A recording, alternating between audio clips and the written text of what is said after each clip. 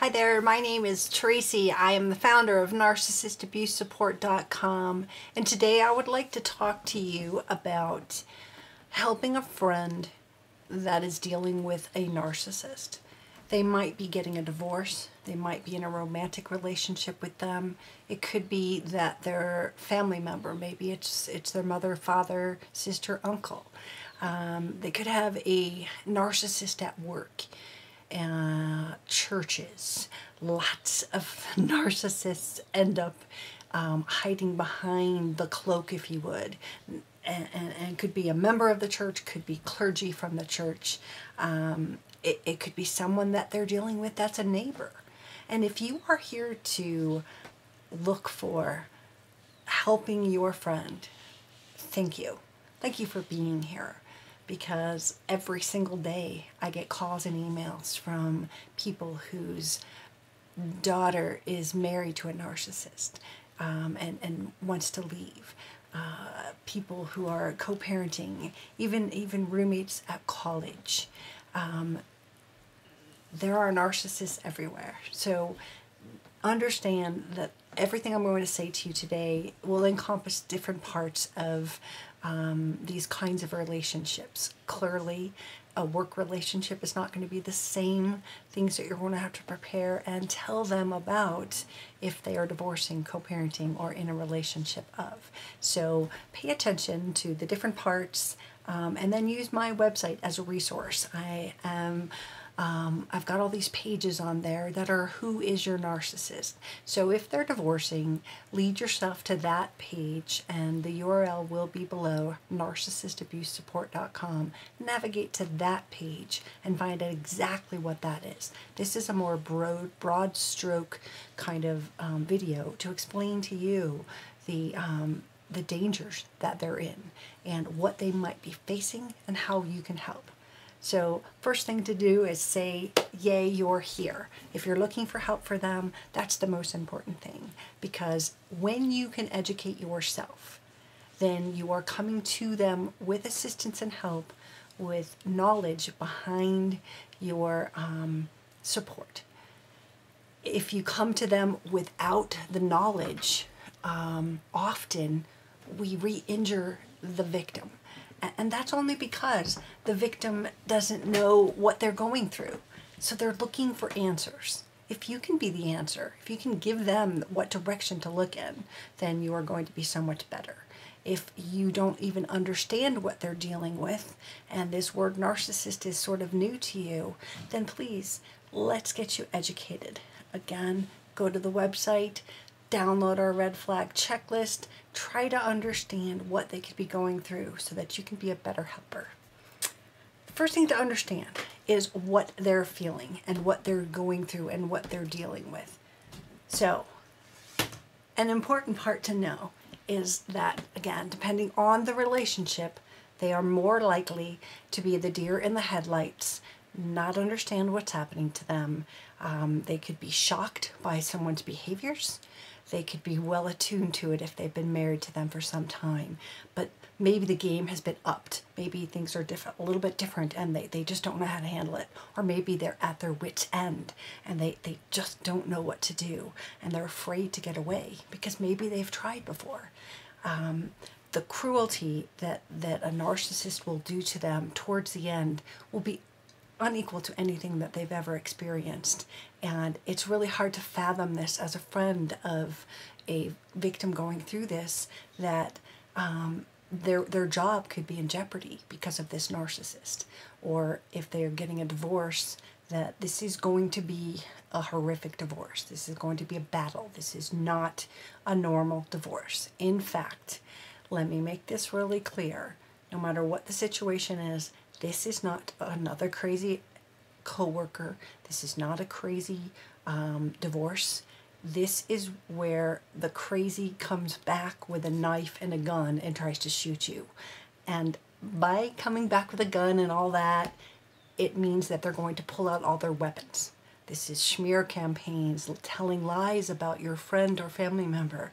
These sort of things happen all the time. The lengths to which they will go to hurt someone once they feel like they are wounded. They are entitled to do whatever they want to your friend or family member. So they could be grieving. Grief is very real. If you've ever had anyone pass away, you know what grief is. This happens in a relationship. So relationship or divorcing, this is very real, folks. The pain that they are experiencing is unlike anything they've ever had, because there's the normal loss of a boyfriend, husband, girlfriend, wife. There's a normal loss of that, but this is amped up.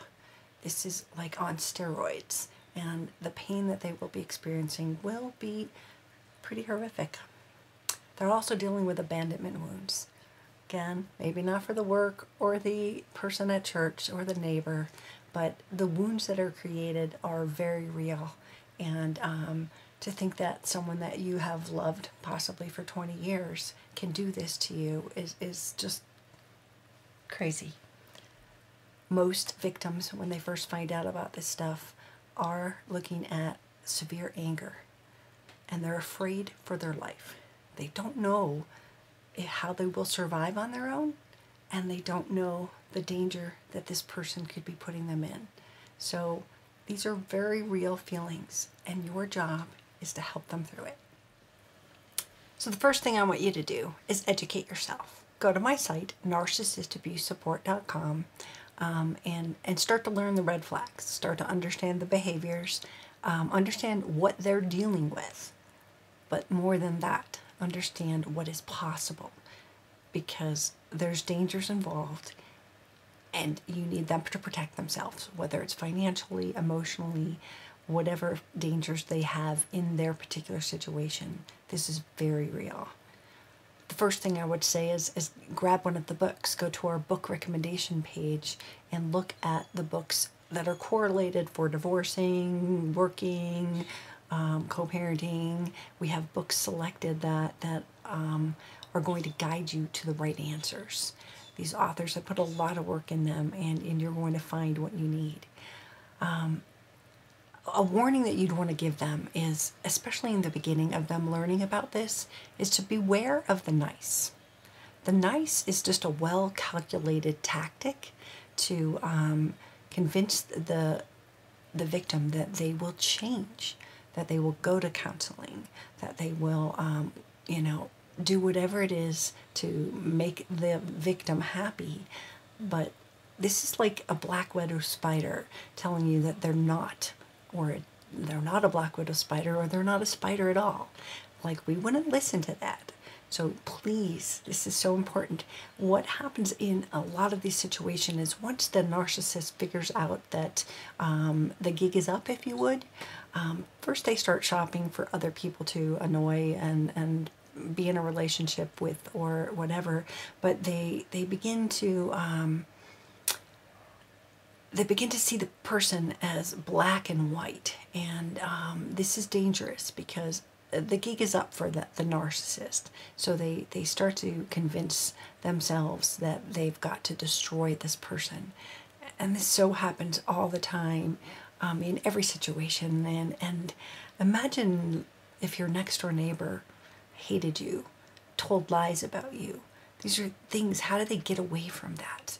Imagine if it's your college roommate that you're stuck with. You know, you've been married to them, you've got children with them. There's so many emotions going on here. They use people as supply, and they can't deal without that supply. So they're going to get it from other people. But in the beginning, until they have that need met, they're going to what we call hoover them back. So it's like a hoover vacuum sucking them back in. They're going to hoover them back to keep them on the hook. And in many cases, it's so they can get their ducks in a row. That means they're hiding money. There's so many things that they're doing in that nice stage. So please tell them not to believe it. Okay, if they live with the narcissist in any way, shape, or form, so it might be the roommate, it might be a husband, a spouse, a boyfriend, even a sibling or a family member, try to get them to go no contact. No contact means they aren't going to see them, talk to them, and they need to get away. you need to help them create a safety plan. If they have children, if they need to get out, they need to take certain records, because once they leave, they may never get that access to those again. And if they're in a divorce situation, that's really important. So they need to plan out the safety exit. We have a safety plan, exit plan on my website that you can download, and gives them room to put in the places. It's like a workbook where they can put in, what do I have, who are my emergency contacts, and where am I going to go, and what am I going to do. They need to make these plans. And then I want you to know that they need to get off social media with this person. This is so important, because a lot of people will think, okay, my boyfriend blocked me, so I can't see what he's doing, and so I'm safe. That is the absolute opposite of what is true. If you block them, and then you have the controls to unblock them and see what is going on, right? And this is what narcissists do. If they block them first, they think they're safe. There's a safety factor. But then what happens is, while they're, all that narcissist has to do is unblock them, look at everything, and then block them again. They don't even know they're being spied on. But if you double block, let them not block you, sure, but block them first. Even if they haven't blocked you, block them first. Then they can't see, and you have the controls to keep on turning it on and turning it off. Social media is a vulnerability that we mustn't forget, that it's not just the narcissist.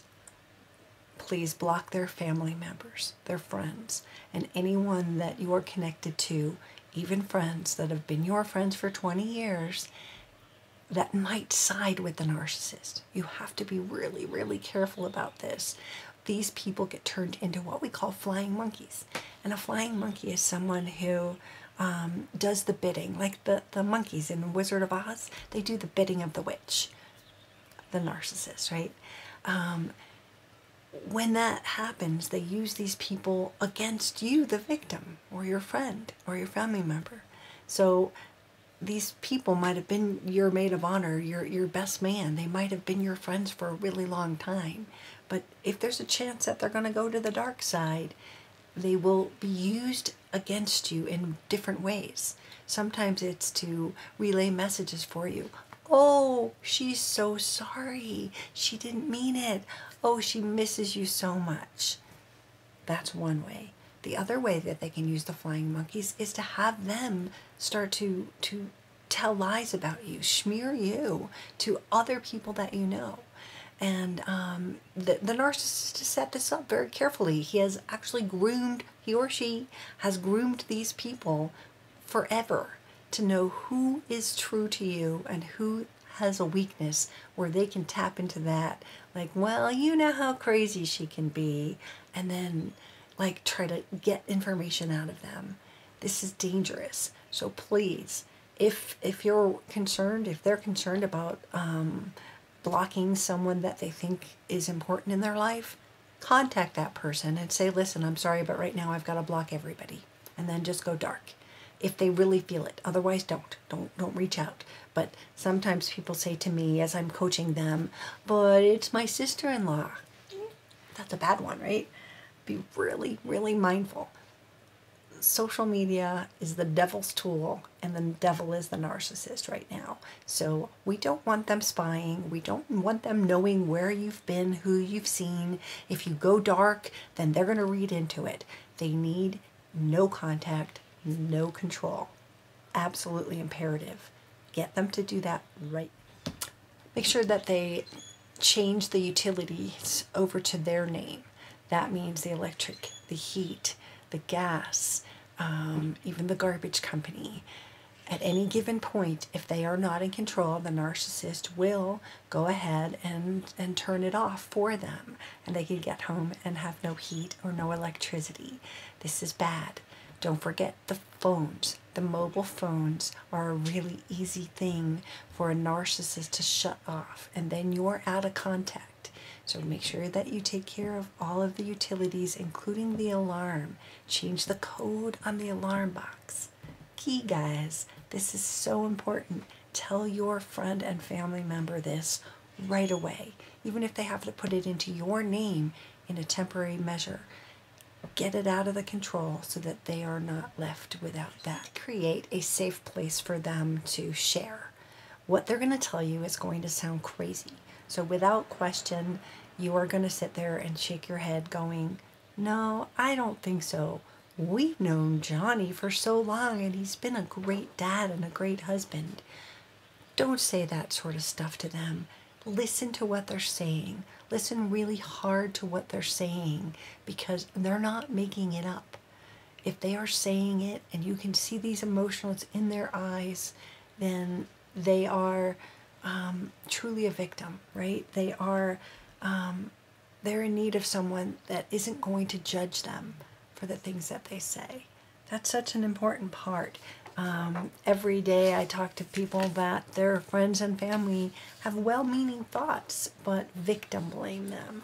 They tell them, oh, she's so perfect, or everyone has crazy family members. I know your mom's a little bit different, but, she means well. This sort of victim blaming is not helpful. It's not going to be helpful for the people that you are trying to support.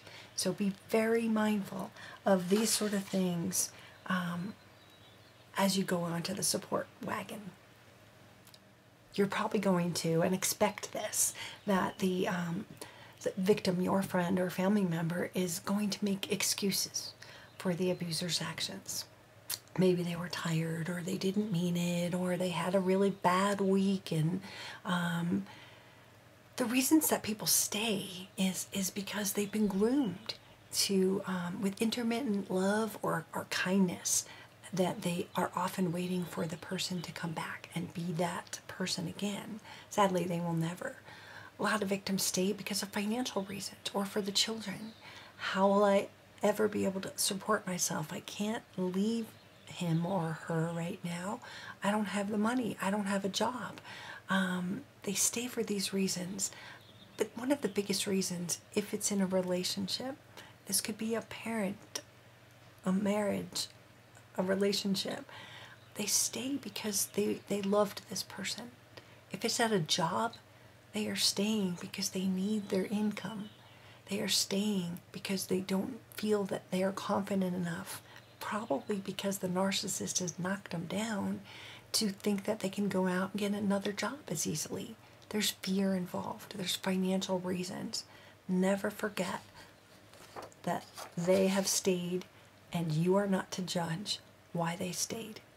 You are there to help them, lead them into the next place and the next stage of their life, so they can get out of this relationship without being too muffed up. And please be patient with them. If they go back, most victims go back to their abusers 7 times. 7 times. That is so scary to me, but it's true. And it's not because they want to. Again, those reasons that they stayed will come into play, but those promises that good narcissists pretend that he's going to go to therapy, that she's going to get help, that they are going to give you a promotion if you just stay a little bit longer. These are important. Be patient with them. If your friend or family member is going through and considering that this person might be a narcissist, you need to understand and help them identify that. I have on my website, again, narcissistabusesupport.com, I have on my website a red flag checklist and another amazing downloadable sheet that I will put in the comments down below, that was written by a therapist, Marianne Glynn. She's got this whole 6-page sheet that if you can identify these behaviors, you can help to identify if you've been emotionally abused. Your job will not be to convince them to stay or to leave. Your job will be to educate them so that they can make the decision. That's the difference between the people that come back and back and back and someone who goes away with the knowledge of what's going on. This is where you come in. Help them, guide them, Buy them the book if they can't afford it.